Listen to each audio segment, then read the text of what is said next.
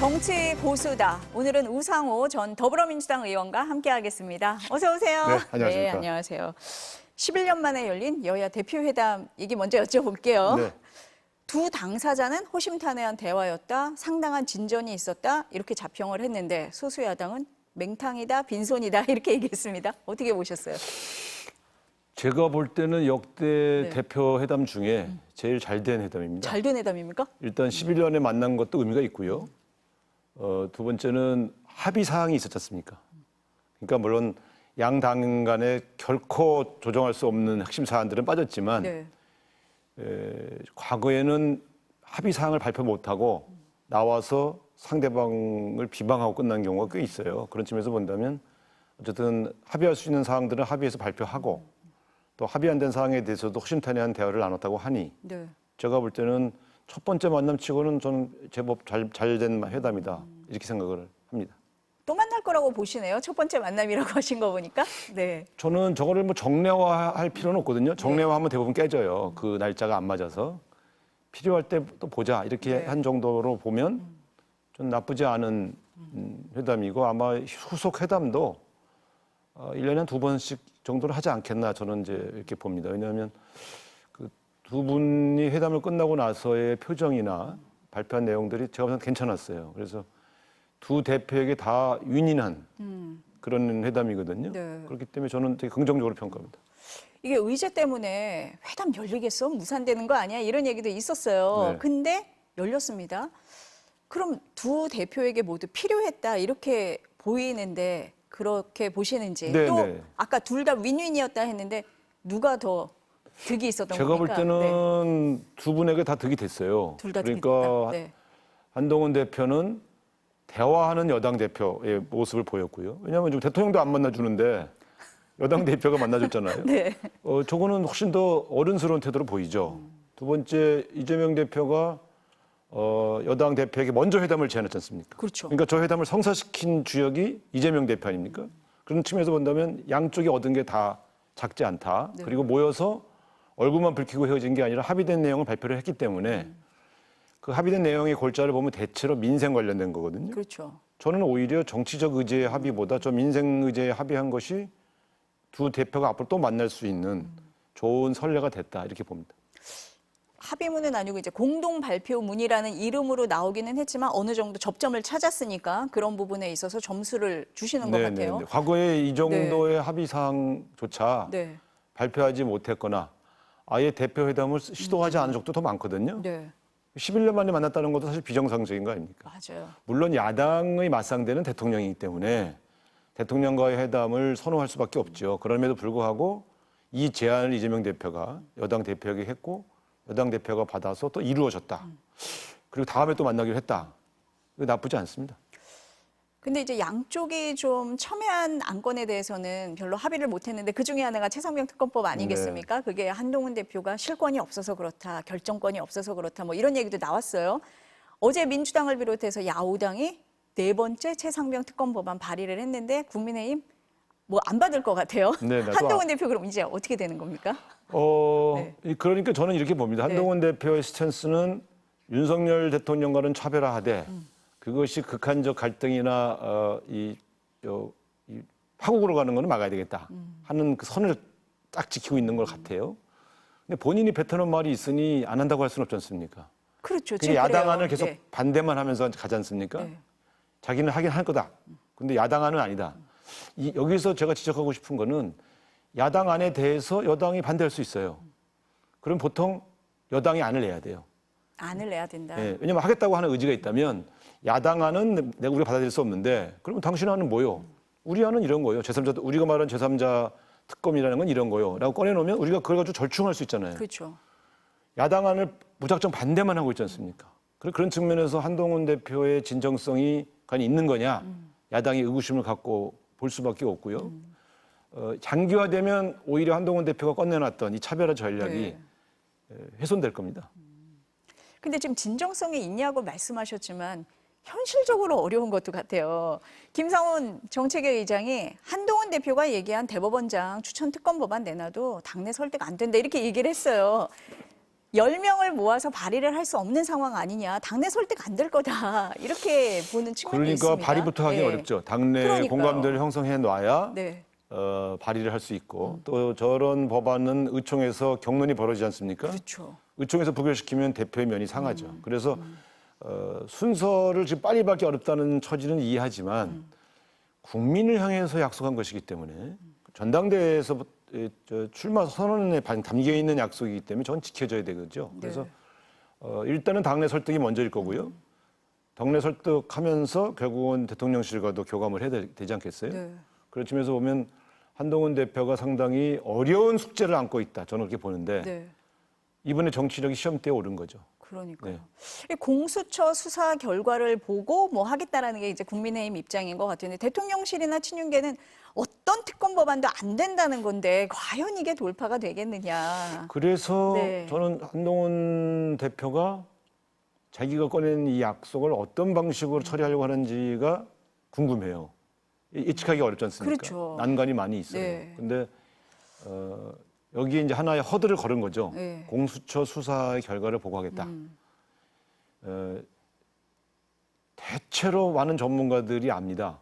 공수처의 수사는 앞으로도 수년이 더 걸릴 수밖에 없다. 그 금방 안 나올 것 같아요. 공수처에 인력이 없어요. 네. 공수처에 지금 이 수사를 하는 인력이 3명인가 4명인데 이건 30명이 달라붙어도 사실은 한 6개월에서 1년 걸리는 건데 지금 3명이서 그러니까 이 조사해야 될 대상도 좀 다 소환을 못했지 않습니까? 네. 그러니까 그 아는 거예요. 이 법률 전문가들은 네. 공수처의 수사를 결과를 보고 하자는 얘기는 안 하겠다는 소리예요. 왜냐하면 앞으로 2, 3년 지나면 저게 뭐 흐지부지 되는 거죠. 그러니까요. 그래서 저희는 네. 공수처를 불신해서가 아니라 현재 있는 공수처의 조건과 상황은 너무 늘어질 수 있기 때문에 하겠다는 의지가 있으면 공수처 수사 결과 무관하게 바로 하자. 발의를 해야지 네. 진정성을 보여주는 그렇습니다. 거다. 공수처의 네. 결과를 보고 하자는 얘기는 안 하겠다는 안 얘기입니다. 하겠다는 거다. 한동훈 대표가 또 하나 갈등을 겪는 게 그 의료개혁 부분 아니겠습니까? 그 한동훈 대표는 뭐 그제 혼자서 응급실도 갔다 왔다 그러는데 대통령실이나 정보부처에서는 뭐 괜찮다, 잘 돌아간다. 대책 이렇게 내놓으면 될 거다 이렇게 보고 있습니다. 어떻게 진단하세요? 응급실, 그러니까 현재 의료 수준이 굉장히 위기에 있다는 것은 병원을 다녀보신 분들, 환자나 환자의 가족들은 다 알고 있고요. 그러게요. 의료진들도 좀 다들 네. 한계에 부딪혔다고 얘기하고 있지 않습니까? 네. 대통령실의 판단이 너무 아니하고 현실과 동떨어져 있어요. 마치 전에 대파 사건하고 유사해요. 현실을 제대로 봐야 물론 제대로 된 처방이 나올 수 있죠. 네. 저는 의료 개혁이 방향이 틀렸다고 보지는 않아요. 저희들도 의대 증원을 하려고 했던 정당이었고. 국민 지지도 높았습니다. 그렇습니다. 처음에는. 네. 네, 그런데 저렇게 개혁은 당사자들의 반발이 있을 수밖에 없지만 그 반발을 극복하는 게 아니라 그 반발을 설득해서 한 발짝이라도 더 나갈 수 있게 나가는 것이 개혁입니다. 그러게요. 그런 측면에서 2,000명을 고집할 필요가 없다. 또 내년 내후년을 생각해서 일정한 절충안을 만들자고 하는 한동훈 대표의 제안이 합리적인 거예요. 그게 의료개혁을 하지 말자는 게 아니잖아요. 지금 다른 사안에 대해서는 야당이 시시콜콜 여당이 하는 일을 반대하고 있지만 의료개혁의 큰 방향에 대해서 반대하고 있지 않습니까? 그렇죠. 그럼 야당도 설득하고 네. 야당이 협조를 얻고 네. 또 여당 대표까지 저렇게 말씀하시면 그것이 민심이구나라고 판단해서 대통령실이 접근법을 약간 수정해야 되는 겁니다. 개혁을 반대하는 게 아니잖아요. 근데 왜 저렇게 고집만 피우면 저 개혁이 어떻게 성공할 수 있어요? 국민들이 피로도가 한계에 왔어요. 그 처음에 개혁을 찬성하다가 이제 그 피해가 눈덩이처럼 늘어나기 때문에 좀 어떻게 좀 해결해라라는 요청으로 바뀐 겁니다. 그렇죠. 그렇다면 그 민심에 귀를 기울이고 여야가 좀 비슷한 목소리를 내고 있으니 같이 여야의 지도자를 대통령실로 초대해서 당신들이 그 뭘 걱정하는 거야? 어떻게 들어야 될 거 아니에요? 네. 이렇게 안 듣는 대통령이 과연 성공할 수 있을까요? 저는 지금 여야 대표를 불러서 의료개혁에 한해서라도 얘기 좀 들어봐야 돼요. 아니 근데 현장에서는 심각하다고 하는데 대통령실은 괜찮다라고 하는 이런 인식 차이는 어디서 온다고 보세요? 그거는 보좌하는 사람들이 허위 보고했거나 그 보고를 듣고도 일부러 모르쇠로 일관하는 게 아닌가 그런 의심이 들어요. 답답한 상황입니다, 진짜 이 의정. 그러니까 이 문제를 풀 수 있는 예, 사람은 제일 네. 처음 이 문제를 꺼냈던 대통령이 풀어야 돼요. 그렇죠. 근데 방향을 바꾸라고 하고 있지 않잖아요. 저희가 다른 국정운영 기준은 바꾸라고 했지만 네. 의료개혁에 대한 방향을 바꾸라고 한 게 아니라 현실적으로 국민에게 고통이 돌아가고 있으니 의료진과도 대화하고 여야 지도자들하고도 대화를 해서 네. 조금 수정하자는 건데 그 소금의 수정이 어렵습니까? 저는 이해할 수가 없어요. 대통령이 좀 바꿔야 돼요. 추석에 아프면 안 된다, 밤에 아프면 안 된다 이런 말이 나오는 그게 말이 상황이 됩니까? 진짜 말이 안 되는 건데요. 예. 그런 대한민국 현실이 예. 얼마나 그러니까 서글픕니까? 말입니다. 세계 10대 선진국에서 네. 아프지 않기를 바라고 살아야 되는 국민들의 마음을 이렇게 모른 척할 수 있습니까, 대통령이? 이 문제는 정말 너무 심각해서 요즘 빨리 보면 제가 해결이 이상하게 됐으면 자꾸 좋겠어요. 한동훈 대표를 칭찬하는데 네. 한동훈 대표가 하자는 대로 하셔야 돼요. 좀 얘기를 들어라. 여당 네. 대표 말이라도 들어라. 그러니까요. 이러신 것 같습니다. 문재인 전 대통령을 향한 수사 얘기해 볼게요. 그 딸 다혜 씨 집 압수수색할 때 영장에 피의자로 적시가 됐습니다. 문 대통령을 겨냥했다. 이렇게 보시는 거죠? 당연하죠. 네. 이 문제를 참 전사부터 자세히 보십시오. 네. 이건 100% 윤석열 대통령이 추진하는 겁니다. 전직 대통령에 대한 수사를 대통령이 현직 대통령에게 보고하지 않고 진행할 수가 없어요. 그건 뭐 여당을 해본 사람들이라면 다 알죠. 잘 보시면 지금 중앙지검장을 네. 전주지검장 시절에 중앙지검장으로 임명할 때 이원석 검찰총장을 패싱하고 임명했잖아요. 그렇죠. 그럼 이 패싱할 수 있는 유일한 사람이 누굽니까?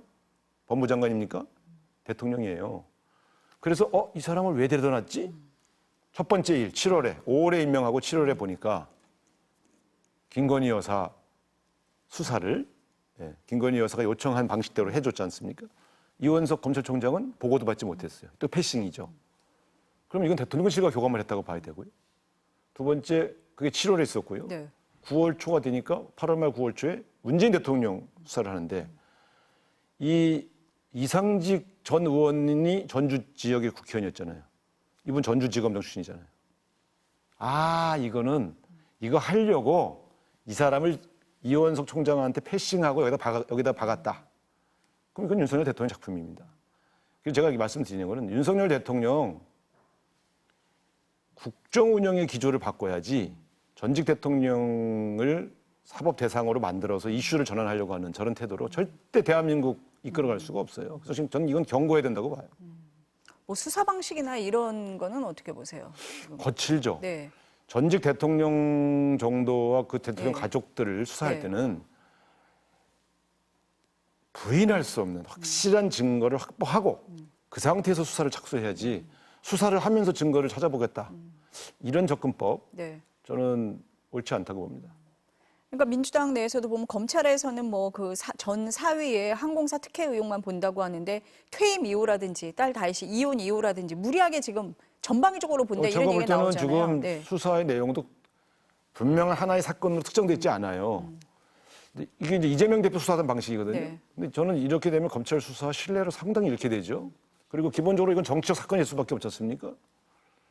국민의 절반 이상이 이 수사를 동의할 수가 없지 않습니까? 그러면 결국 국민 분열이 되죠. 네. 저는 도대체 왜 이런 방식으로 국가를 이끌어 가는지 윤석열 대통령에 대해서 대단히 실망스럽습니다. 이거 무리한 수사다 이렇게 네. 보시는 것 같고. 아니 그게 사위가 받은 네. 월급이 뇌물이다. 이런 말이 어디 있습니까? 저는 그냥 따로 줬으면 몰라도 월급을 준 걸 뇌물이라고 해석하는 저런 법리 구성이 과연 앞으로 그러면 수없이 많은 정치인들이 자기 사위나 딸이 어디 가서 월급을 어떻게 받는지까지 다 관여를 해야 됩니까? 저는 있을 수 없는 일이라고 봐요. 무리한 정치 보복이다 이렇게 네. 보시는 것 같습니다. 민주당 내에서 최근 계엄 얘기 나왔잖아요. 네. 이건 어떻게 보세요? 야당은 원래 항상 네. 최악의 상황을 상정해서 네. 경고를 날리게 돼 있습니다. 그렇기 때문에 저는 그 정도의 경고지 무슨 당장 내일 모레 계엄을 한다고 하는 특정된 사실을 가지고 한 거는 아니다. 주장하는 네. 것은 아니다. 네. 그래서 저는 그냥 그 정도로 그리고 대통령과 대통령실과 관련된 장관들이 아니라고 하면 네. 소멸된 이슈죠. 근데 저는 사실은 이걸 오래 끌고 갈 문제는 아니다. 과거에 제가 박근혜 대통령 탄핵을 주도했을 때에 나중에 유수령 문건이 나왔잖아요. 네. 그러니까 야당은 약간 그런 긴장감이 있어요. 이 사람들 그때도 말하자면 계엄에 준하는 네. 그런 정치 변동을 준비했다고 의심되지 않습니까? 보안사에서. 한번 준비했던 쪽에서 또 안 할까? 이런 의심을 할 수 있는 거죠. 그러니까 민주당에서 얘기하는 경고성 차원이었다. 이 정도로 이해하면 된다. 그렇습니다. 그렇게 보시면 돼요. 네, 뭐 정부 여당에서 회담 정치다, 선동 정치다 이렇게까지 할 정도는 아닌 사안이다 이렇게 보통은 보시는 그냥 건가요? 그런 적 없다고 네. 부인하면 끝나는 거를 네. 뭐 다시 또 야당을 공격하기 위해서 네. 또 쓰고 그러는 거는 좀 별로 바람직해 보이지가 않아요. 네. 야당도 이 정도의 선에서는 계엄 얘기 이제 중단하는 게 좋습니다. 그 얘기는 그냥 그만하는 게 좋다. 국민들이 불안해하실 네. 수가 있죠. 그러니까 이 상황에서 이 얘기가 왜 나왔을까 이렇게 궁금해하시는 국민들이 좀 있을 것 같아서. 저도 약간 네. 의아해요. 네. 무슨 제보를 받은 모양인데 네. 과연 지금 계엄을 검토할 상황일까? 지금은 아니거든요. 네. 국가 변동이 심각하게 이루어졌을 네. 때는 몰라도. 네. 그러니까 제가 볼 때는 이슈는 그냥 이 정도에서 정리하는 그러나 게 낫다. 야당이 네. 최악의 상황을 대비해서 의심해서 뭐 주장할 수는 있죠. 그러나 뭐 그것을 뭐 진지하게 지금 끌고 가고 있는 상황은 아니니까요. 네. 민주당도 오늘은 좀 자제하는 분위기인 것 네, 그럼 같습니다. 이 정도 네. 했으면 됐죠. 뭐. 네. 그 다음 달 16일에 재보궐선거 있잖아요. 네. 호남에서도 있습니다. 전남 영광군 곡성군 기초단체장 재선거인데 조국 혁신당은 굉장히 공을 들이는 것 같아요. 민주당은 약간 견제하는 그런 모습인 것 같은데 결과적으로는 민주당이 승리할 텐데 결과적으로 민주당이 예, 승리하죠. 그러나 저는 이제 호남에서 민주당을 대하는 태도가 예전 같지 않다는 것은 분명하거든요. 두 가지의 상황인데 네. 전국적 선거인 경우에도 투표율이 너무 낮아요. 과거에는 호남 투표율이 80%까지 가지 않습니다. 네. 투표율이 너무 낮고요. 두 번째 이번에 민주당 전당대회 투표율도 너무 낮아요. 20% 아닙니까? 저는 이 상황에 위기의 징후를 느끼기 위해서 호남 대책을 세워야 됩니다. 그저 거기는 우리의 주 지지 지역이었으니까 이렇게 방심하고 갈 문제가 아니다. 그래서 제가 약간 경고성 네. 얘기를 했었는데 지금 조국 혁신당이 호남에서 민주당을 제꼈다 이런 뜻이 아니라 네. 위협적인 존재로 크고 있다. 긴장해야 된다. 그러면 그 원인이 뭘까를 분석해서 네. 우리도 호남에 대해서 나름대로 호남 민심을 향한 끊임없는 여러 정책과 접근을 해야죠. 왜냐하면 이게 대선까지 이어지기 때문에 그렇습니다. 이건 작은 지방선거의 문제가 아니라 네.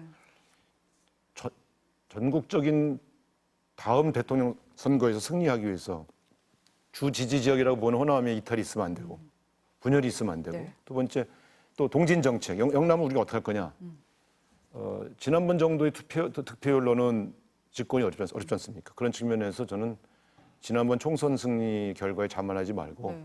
새로운 자기 변신을 위한 한골탈퇴가 필요하다 이렇게 생각합니다. 호남에서 좀 지지율이 낮아진 원인은 제일 크게 뭘로 꼽으세요? 두 가지인데요. 네. 하나는 민주당이 호남에 대한 대접이 좀 소홀했어요.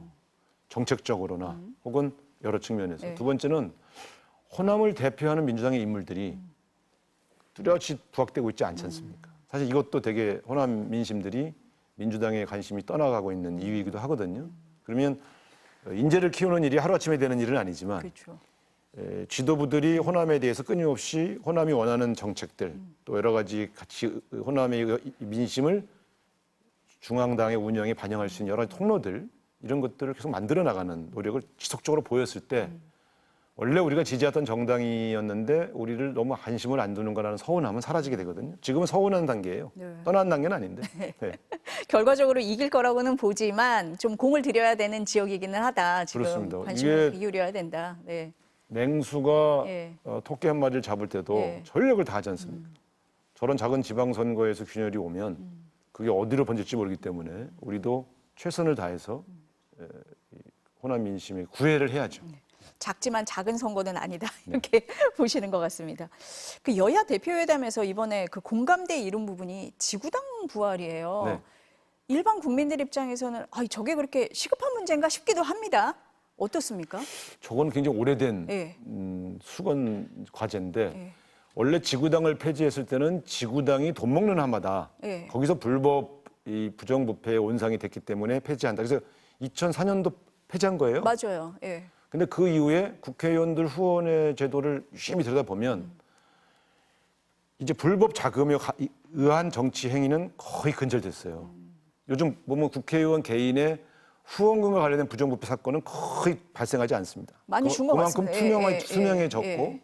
그래서 후원회를 통한 후원금 모금으로 정치가 가능하다는 이 대단히 놀라운 정착이 이루어진 거거든요. 그런 측면에서 본다면 이제 지구당도 네. 원외위원장들도 실제로는 다 정치인 아닙니까? 지금 다 그렇죠. 정치 활동하고 있거든요. 맞아요. 예. 지역 행사마다 나타나고 예. 지역위원회 회의를 다 해요. 사실은 사무실 다 있어요. 눈 감고 아웅하는 거죠. 그래서 저는 이분들도 정당 정치 활성화 차원에서 네. 양당의 정당 당원 다 합하면 인구에 거의 지금 뭐 10분의 1 수준 아닙니까? 그렇다면 이분들의 지구당 정당 활동, 원외위원장들의 정당 활동도 합법화해줘서 이 불법적인 상태로 정당 활동을 하게 해서는 안 된다. 그런 측면에서는 적정량의 후원금을 모금하게 하고 그것을 선관위가 감사하고 또 그런 합법적인 후원금을 가지고 지구당 활동을 통해서 정당의 순기능 네. 더 강화할 필요가 있다고 봅니다. 정치를 투명하게 하자 이런 측면에서 이해를 하면 되겠네요. 그렇죠. 지금 네, 사실은 네. 많이 투명해졌어요. 네. 제가 처음 정치를 시작했을 때와 그 이전에는 불법 정치자금 받아서 감옥 가는 분들이 1년에 10명 넘었어요. 지금 그런 네. 불법 정치자금 관련된 사건이 거의 없지 않습니까? 네. 그런 측면에서 본다면 이 후원금 제도가 정착이 된 겁니다. 그래서 원외위원장들도 후원금을 가지고 합법적으로 지금은 다 원외위원장들이 쓰고 있는 돈은 다 불법 자금이에요. 자기 돈을 써도. 네. 그러니까 제가 볼 때는 이걸 합법적으로 투명하게 만들 필요가 있다. 네, 투명하게 만들고 정치 신인도 발굴하고 뭐 네. 이런 측면에서는 장점이 있는 것 같습니다. 그렇습니다. 이거는 뭐 시급해서가 아니라 네, 필요하다. 예, 더 미룰 네. 수 없는 과제라고 봅니다. 아유, 오늘 말씀은 여기까지 네. 들어야 될 것 같습니다. 감사합니다. 네, 감사합니다.